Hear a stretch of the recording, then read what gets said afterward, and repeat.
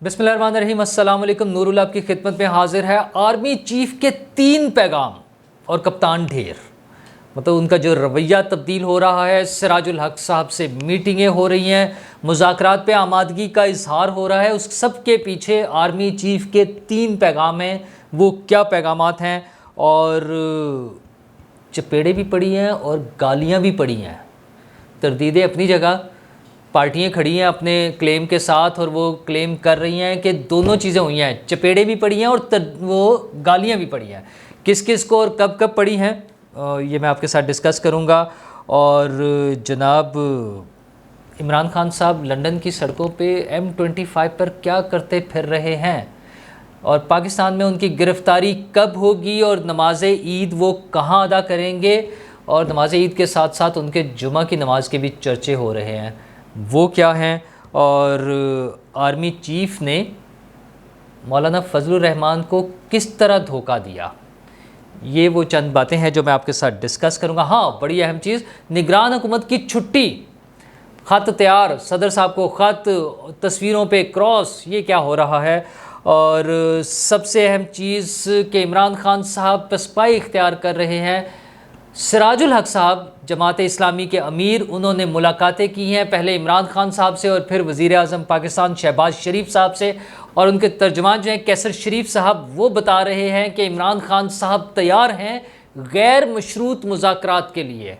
वो कह रहे हैं कि ठीक है जी, मैं गैर मशरूत मुज़ाकरात करूँगा, मेरे साथ बैठें, इलेक्शन डे के हवाले से एक ही दिन इलेक्शन करा लें, सारी चीज़ें हैं। लेकिन उनकी ये बात सुनेगा कौन? पार्टियाँ तैयार नहीं हैं, जो हुकूमती पार्टियां हैं, हुकूमती इत्तेहाद में शामिल पार्टियां हैं, वो उनकी बात सुनने को तैयार नहीं है। मौलाना फजलुर रहमान साहब तैयार नहीं है। जरदारी साहब भी इसी तरह का रवैया दिखा रहे हैं। अगरचे कहानियाँ ये सामने आ रही थी कि पीपल्स पार्टी के साथ कुछ बैकडोर राब्ते हैं इमरान खान साहब के, और वो कोशिश कर रहे हैं उनके साथ अपने मामला बेहतर करने के। लेकिन आसिफ जरदारी साहब के रवैये से ऐसा बिल्कुल नहीं लग रहा। वो तो कह रहे हैं कि अगर बात करनी है तो वज़ीर आज़म के पास आएँ, शहबाज शरीफ साहब के पास आएँ और उनके साथ बात करें जो आपने बात करनी है। और हुकूमती पार्टी भी ऐसे मूड में नहीं है। राना सनाउल्लाह साहब का बयान देखें, बाकी लोगों के देखें, तो कोई उनकी बात सुनने को तैयार नहीं है। इमरान खान साहब में ये तब्दीली आई क्यों है? वो तो कहते थे मैं चोरों के साथ बैठूंगा नहीं, मैं इनसे बात नहीं करूंगा। आखिरी मरतबा जो उन्होंने वो जिक्र किया मुज़ाकरात का, उन्होंने कहा कि मेरी टीम मुज़ाकरात करेगी, मैं नहीं आऊँगा मुज़ाकरात में। तो वो जो मैं नहीं आऊँगा, वो जो अना के पहाड़ पर चढ़े हुए थे, वो नीचे कैसे आ गए हैं? उसकी वजह है आर्मी चीफ के 3 मैसेजेस, 3 बड़े क्लियर कट पैगाम। पहला पैगाम आया नेशनल सिक्योरिटी काउंसिल की मीटिंग से। उनको पैगाम साफ मिला कि सिक्योरिटी के मामलात में हुकूमत के साथ है फ़ौज, पूरी फ़ौज उनके साथ है। और सिक्योरिटी क्या इशू क्या है कि पाकिस्तान में तालिबान को जो लाकर बसाया गया है वो गलत फ़ैसला था और उसका हमें नुकसान उठाना पड़ रहा है। हमारी शहादतें हो रही हैं, हमारे सिपाही, हमारे जवान, हमारे फ़ौजी अफसर, हमारे आम शहरी, हमारे पुलिस वाले, वो अपनी जानों के नजराने पेश कर रहे हैं। बदअमनी है। और सारा मामला क्यों है कि गलत तरीके से जंगजुओं को, तालिबान को लाकर पाकिस्तान में बसाया गया। इस बात का जवाब अब तलाश किया जा रहा है। इस बारे में जो सहूलतकार थे, जो जिन लोगों के गलत फ़ैसलों की वजह से ये सब हुआ है, उनके मुहासबे की बात हो रही है। इमरान खान साहब के लिए बड़ा पैगाम था कि फंसेंगे तो इमरान खान साहब। Finally prime minister Imran Khan थे। अच्छा, अगर उनके सहूलतकार दोनों जनरल बाजवा और जनरल फैज़ भी पकड़े जाते हैं, वो भी किसी कानून की गिरफ्त में आते हैं, तब भी इमरान खान साहब पर ही वो आएगा प्रॉब्लम, जो है मुश्किलात इमरान खान साहब पर ही आएंगी। क्योंकि इमरान खान साहब का तो सारा नेटवर्क ही उन्हीं के सर पे चल रहा है। उन्हीं का बचाया हुआ जो बाकी ईमानदार बचा खुचा जो नेटवर्क है, वही उन्हें सपोर्ट कर रहा है। उसके बाद दूसरा मौका आया जब इन कैमरा इजलास हुआ। इमरान खान साहब की जो उम्मीदें थी, जहाँ पे अगेन सीनियर क़यादत जो है फ़ौज की, हाई कमान जो है सारी वहाँ मौजूद थी। वहाँ पर भी DGISI और आर्मी चीफ दोनों ब्रीफिंग के लिए मौजूद थे। वहाँ पर भी यही बात हुई। बाजवा साहब ने बड़ा क्लियर कट पैगाम दिया कि अवामी उमंगों के मुताबिक जो पार्लियामेंट है, अवामी नुमाइंदे हैं, वो इख्तियार इस्तेमाल कर रहे हैं। इक़्तिदार आला अल्लाह के पास है और उसके बाद उसके बंदे जो हैं, अल्लाह के बंदे, वो पार्लियामेंट के ज़रिए इख्तियार इस्तेमाल करते हैं। पार्लियामेंट सुप्रीम है। लॉ बनाने के हवाले से, मुल्क को चलाने के हवाले से, सिक्योरिटी के हवाले से जो भी काम होगा वो पार्लियामेंट की मर्ज़ी से होगा। और पार्लियामेंट में इमरान खान साहब नहीं हैं, वो आउट हैं उस पार्लियामेंट से। और आर्मी चीफ बता रहे हैं कि वो उस पार्लियामेंट की मर्ज़ी के मुताबिक चलेंगे। जब वहाँ बड़ी बड़ी बातें हुई हैं कि अभी तो चूँकि वो इन कैमरा था, सामने नहीं आ रहा, उसमें 2 वर्जन आ रहे हैं। एक तो ये है कि वो स्पीकर की सीट के नीचे बैठे हुए थे, ज़ाहिर आर्मी चीफ और DGISI, और उनका फेस था टुवर्ड्स मेंबर्स, क्योंकि उन्होंने ब्रीफिंग देनी थी। तो वहाँ पे राजा रियाज साहब के हवाले से कोट हो रहा है कि शायद उन्होंने कहा कि जनाब स्पीकर आपने उन्हें अपने नीचे यहाँ पर बिठाया हुआ है और आप खुद ऊपर बैठे हुए हैं। मतलब उन्होंने कहा कि वो सिविलियन सुपरमेसी और इस हवाले से बात की। तो बिलावल भुट्टो ने कहा कि नहीं, वो कम से कम हमारे दरमियान लेकर आए हैं, क्योंकि दूसरा वर्जन ये है कि वो उनके दरमियान बैठे हुए थे मेंबर्स के साथ, मतलब फ्रंट रो में प्रॉब्ली बैठे होंगे। तो उन्होंने कहा देखें ये आज हमारे साथ बैठे हुए हैं, हमारे दरमियान बैठे हुए हैं। मसला ये है कि आर्मी की जो हाई कमान है वो पॉलिटिकल लीडरशिप के साथ चल रही है, उनका साथ दे रही है, साजिशों में शरीक नहीं है।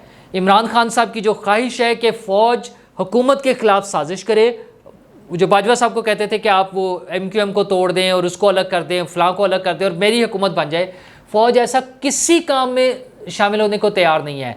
कोई ऐसा स्टेप लेने को तैयार नहीं है जो कॉन्स्टिट्यूशन के ख़िलाफ़ हो, जो हुकूमत के ख़िलाफ़ हो। और इमरान खान साहब के लिए मायूसी, नाकामी है। और फिर जो उन्होंने, उनकी पार्टी ने जो सोशल मीडिया के थ्रू एक हंगामा बर्पा किया हुआ था कि फ़ौज में बड़ी डिवीज़न है, एयर चीफ अलग हैं, नेवल चीफ अलग हैं, कोर कमांडर्स शायद उनके साथ नहीं है, जिस तरह का उन्होंने शोर मचाया हुआ था। और वो आदिल राजा, मेजर रिटायर्ड आदिल राजा जो शोर मचा रहे होते हैं वो खामोश मुजाहिदीन के सर पे, वो सारे खामोश मुजाहिदीन छुट्टी होती जा रही है। मेजर आदिल राजा साहब सेटअप में से निकलते जा रहे हैं। आपके वाले जो खामोश मुजाहिदीन है ना, अच्छा ये खामोश वाला भी एक अजीब ही मसला है। मेजर आदिल राजा को खामोश मुजाहिदीन वो मिले हुए हैं जो फ़ौज में से, उनके बकौल उन्होंने तो डायरेक्ट कह दिया ना CMI से और इंटेलिजेंस एजेंसी से, वो कहते हैं मुझे रिपोर्ट्स मिलती हैं, वो तो बराह रास्त इल्ज़ाम लगा रहे हैं। तो वो उनके खामोश मुजाहिद हैं उनके ख़्याल में, जो फ़ौज की पॉलिसी के ख़िलाफ़ चलते हुए अपनी हाई कमान को डिसओबे करते हुए अगर उनको रिपोर्ट दे रहे हैं तो वो खामोश मुजाहिद हैं उनके। और दूसरा खामोश पैगाम भिजवाया था चीफ जस्टिस ऑफ पाकिस्तान ने, उन्होंने तो ओपनली कहा ना, उन्होंने कहा मेरा खामोश पैगाम है। तो वो जस्टिस मुजाहिद नकवी साहब को बेंच पे बिठाने वाला, तो खैर उसकी इंटरप्रिटेशन भी फाइनली उन्होंने कहना वो तो मैंने खुद ही करनी है, तो वो खुद ही करेंगे, इसलिए कुछ नहीं कहा जा सकता उस पर ना, जो कुछ कहना है बहुत कुछ कह लिया हमने। तो वहाँ से जो पैगाम आ रहे हैं उनको खामोश मुजाहिदीन के, वो खामोश मुजाहिदीन सिस्टम में से माइनस होते जा रहे हैं। अच्छा, और ये महीना भी बड़ा अहम है, इसमें भी तब्दीलियाँ, अप्रैल जो है ना, मौसम तब्दील हो रहा है, आपको पता था, सर्दियाँ ख़त्म हो गई है, बड़ी गर्मी शुरू हो गई, अच्छी वाली गर्मी शुरू हो गई, अब AC के बगैर गुजारा नहीं होता। तो मौसम तब्दील हो रहा है, तो तब्दीलियाँ भी आ रही हैं, अप्रैल में तब्दीलियाँ आएंगी। आदिल राजा साहब आपको भी नज़र आएंगी तब्दीलियाँ, बल्कि आपको हमसे ज़्यादा पता होंगी, हमें, हमारे जैसे लोगों को, अवाम को तो ज़्यादा नहीं पता होता। आपके खामोश मुजाहिदीन आपको बता देंगे कि क्या क्या तब्दीलियाँ आ रही है। अच्छा, वो तब्दीली हो जाएंगी। तो वो कोर कमांडर्स कॉन्फ्रेंस भी हो गया, उसका भी एलामिया यही है कि दहशतगर्दों के ख़िलाफ़, और दहशतगर्द हर तरह के, जो ये फ़िज़िकल दहशतगर्द है और वो दहशतगर्द जो इस मुल्क को बदनाम कर रहे हैं सोशल मीडिया के ज़रिए, दीगर ममालिक में बैठकर, और पाकिस्तान को, पाकिस्तान की फ़ौज को बदनाम कर रहे हैं, उन सब लोगों को और उनके सहूलतकारों को सबको निपटा जाएगा। बड़ा क्लियर मैसेज है। तो और ये इन सब का मंबा क्या है? इमरान खान साहब। ये सारा नेटवर्क जो है, वो चाहे फैज़ साहब हैं साथ, चाहे बाजवा साहब है, या जो भी है उनके साथ, वो इमरान खान साहब ही का नेटवर्क है, उन्हीं को सपोर्ट करने के लिए है। क्योंकि उस नेटवर्क का जो मरकज़ है, या उनकी उम्मीदों का एक जो मीनार पाकिस्तान उन्होंने खड़ा किया हुआ है, वो इमरान खान है, और इमरान खान की सारी होप्स उनसे वाबस्ता है। तो वो मिलजुल के चल रहे हैं, लेकिन वो नेटवर्क टूट रहा है, और यही वजह है कि खान साहब परेशान हैं। और अब खान साहब को लगता है कि वो किसी भी दिन गिरफ़्तार हो जाएंगे। उनके दोस्त तो हुए जा रहे हैं, पहले अली अमीन गड्ढापुर गिरफ़्तार हुए, जिस पे उनकी पार्टी बड़ा शोर मचा रही है कि शायद ये जो कश्मीर के इशू को, वहाँ पे हुकूमत की जो तब्दीली होनी है, उसको मैनेज करने के लिए हुकूमत ने अली अमीन गंडापुर को गिरफ़्तार किया है। और कल अली जैदी साहब भी गिरफ़्तार हो गए हैं। वैसे तो उन पर इल्ज़ाम है 18 करोड़ रुपए के जालसाजी का, जो उन पर पर्चा दो दिन पहले दर्ज हुआ था उस हवाले से। लेकिन बहरहाल उस पर एक ऑब्जेक्शन ये भी आ रहा है कि शायद उनके पुलिस वालों के पास उनके वारंट नहीं थे। अगर ऐसी बात है, वारंट नहीं थे, तो मैं तो कम से कम उसकी मजम्मत करूँगा, बिल्कुल गलत बात है। कानूनी जो होती हैं फॉर्मेलिटीज़, उसको पूरा किए बगैर कानून की ज़रूरत के मुताबिक जहाँ गिरफ़्तारी की ज़रूरत है वो अपनी जगह है। इस तरह से कि सियासी इंतकाम के लिए गिरफ़्तारी नहीं होनी चाहिए। बहरहाल खान साहब के लिए खौफ की बात है, वो डर रहे हैं, और अब उनकी पार्टी ने शोर मचाना शुरू कर दिया कि उनको ईद की छुट्टियों में गिरफ़्तार कर लिया जाएगा। अच्छा, उसमें ये शो ये कर रहे हैं कि ईद की छुट्टी में चूँकि जजेस नहीं होंगे तो वो ऐसा, वो भाईजान फ़िक्र ना करें, आपके वाले जजेस मौजूद होंगे। अच्छा, वैसे भी अदालतों में छुट्टियां भी हों तो ड्यूटी जज होते हैं और वो सब लोगों के लिए होने चाहिए। किसी भी शहरी को अगर ज़रूरत पड़ती है इंसाफ के लिए तो उसके लिए मौजूद होने चाहिए। खान साहब को भी ये सहूलत मिलेगी, आपने परेशान नहीं होना, खान साहब को ये सहूलत ज़रूर मिलेगी।